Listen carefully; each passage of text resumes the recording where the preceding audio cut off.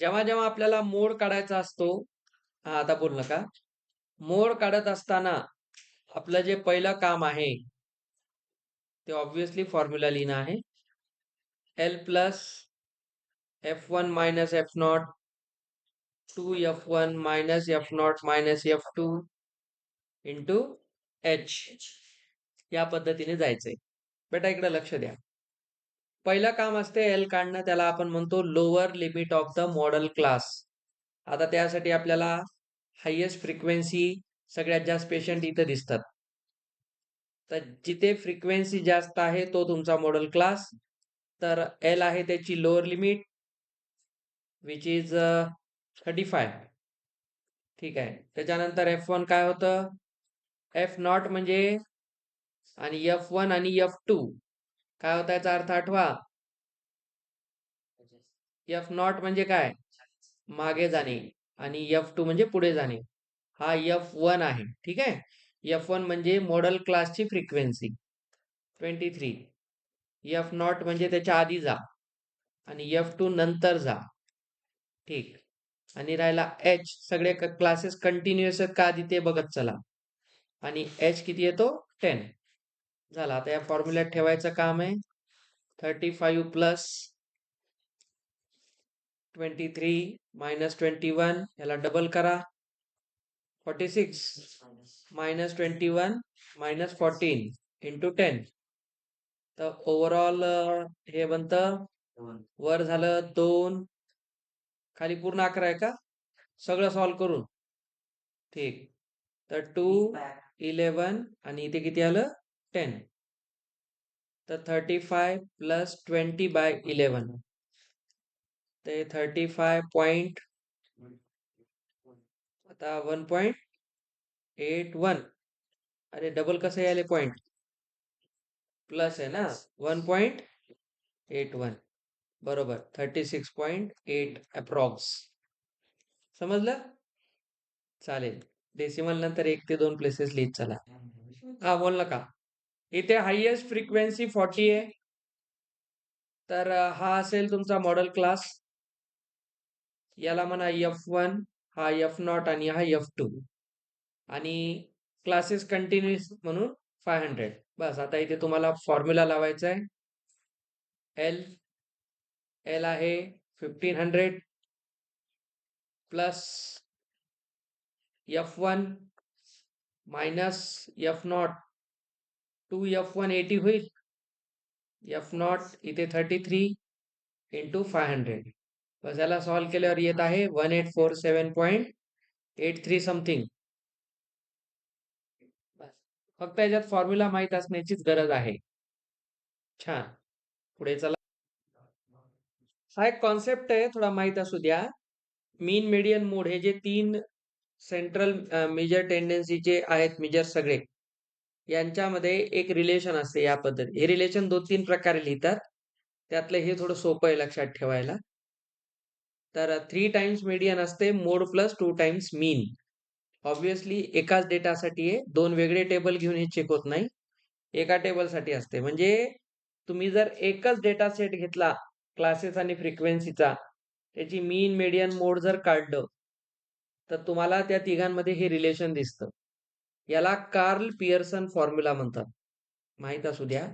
आता मी ज्यावेळेस CA-CPTच्या मुलांना शिकवत होतो, CA फाउंडेशनच्या बॅचला, त्यावेळेस या फॉर्म्युल्यावर खूप सारे क्वेश्चन्स असतात.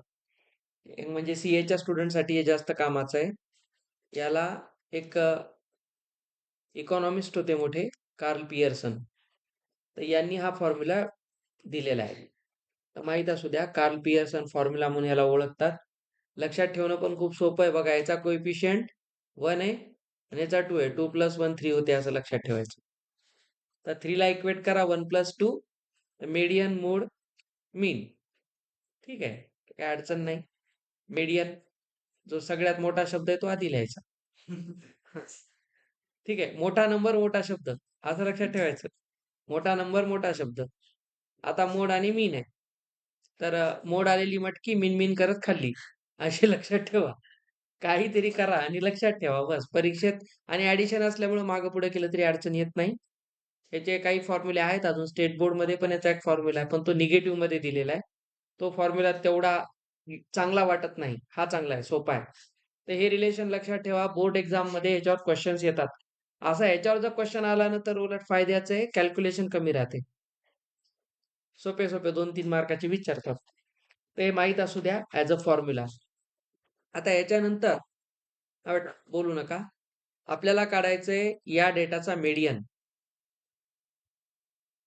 एक बेसिक क्वेश्चन म्हणून करायला. मीडियन साठी मी तुम्हाला एक फॉर्म्युला शिकवला होता. आपापसात फार बोलताय तुम्ही अशात. तर मीडियन आपण कॅपिटल एम ने दाखवतो. नाही, फक्त फॉर्म्युला सांगतोय मी. फॉर्म्युला माहितीये, L plus n/2 minus CF by F into H.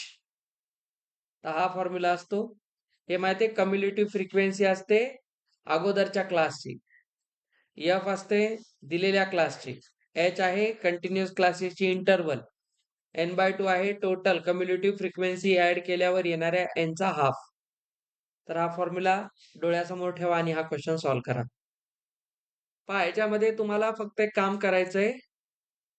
एक ऍडिशनल कॉलम बनवा. त्याला आपण म्हणतो CF. त्यासाठी ग्रेटर दॅन टाईप, म्हणजे वरून खाली ऍड करत या. तर इथे ऍड केल्यावर 9, इथे येते 22, हे झालं 42, 56, 64, 68. हा झाला n. बस इथून n/2 घ्या, 34 झालं. आता 34 कोणत्या दोन क्लासच्या मध्ये येतो, कोणत्या दोन CF च्या मध्ये येतो एवढं चेक करायचं. तो येतो 22 आणि 42 च्या. तर त्यातला जो ग्रेटर आहे तो घ्यायचा. ठीक आहे, त्यातला जो ग्रेटर आहे तो घ्यायचा. तर हा झाला तुमचा मीडियन क्लास. ठीक आहे. तर मध्ये मध्ये बोल नका. मीडियन क्लास होईल तुमचा 125 to 145. तुमचा आन्सर ह्याच्यात येणार, नो प्रॉब्लेम. आता आपल्याला माहिती की मीडियन क्लासच्या आधीच्या क्लासचा असतो तो CF. F त्या क्लासचाच घेतात. हे दोन मात्र फिक्स माहित पाहिजे. तर फॉर्म्युला आहे lower limit 125 plus n/2 34 minus CF. हे ब्रॅकेट मध्ये ठेवा. CF किती आहे 22. इथं घ्या 20 आणि क्लास डिफरन्स किती आहे 20 चा. तर हे दोन कॅन्सल होतील. तर इथे किती आले 12. हे झालं 137. चांगला गोंडस नंबर आला. क्वेश्चन काय म्हणतो बघा. Life insurance agent found the following data for distribution of ages of 100 policy holders. Okay. Calculate the median age of policies are given only to persons having age 18 years onwards. हा data main आहे, नाहीतर तुमच्या डोक्यात एक असा doubt राहिला असता. That's very important की 18 इयर्स पासूनच आपल्याला एज घ्यायची. तर इथे एज बिलो 20 म्हणते, तर काय 0 to 20 नाही घ्यायचंय. तर तुम्हाला क्लासेस करावे लागतील 18 पासून स्टार्ट. 18 to 20 असं करायचं, कारण बिलो 20 आहे ना. तर इथे थोडासा क्लासेसचा जो खेळ आहे ना तो नीट करा. बस 18 to 20 आणि मग पुढे खेळ चालू द्या. बस पहिला क्लास काय बिलो, इथे बघा 18 to 20. आता 20 to 25. पण इथं बिलो आहेत, म्हणजे या क्लासमध्ये 25 ची फ्रिक्वेन्सी येणार नाही. बिलो आहे ना, तर या क्लासमध्ये 25 येणार नाही. 25च्या खालचे येतील, 20 ते 25च्या खालचे सगळे येतील. आता या पद्धतीने क्लासेस क्रिएट करायचे आणि मग इथे तुम्हाला कम्युलेटिव्ह फ्रिक्वेन्सी टेबल बनवता येईल. आणि बिलो असल्यामुळे तुम्ही एक तर खालून वर सबट्रॅक्ट करतही जाऊ शकता. आता करा.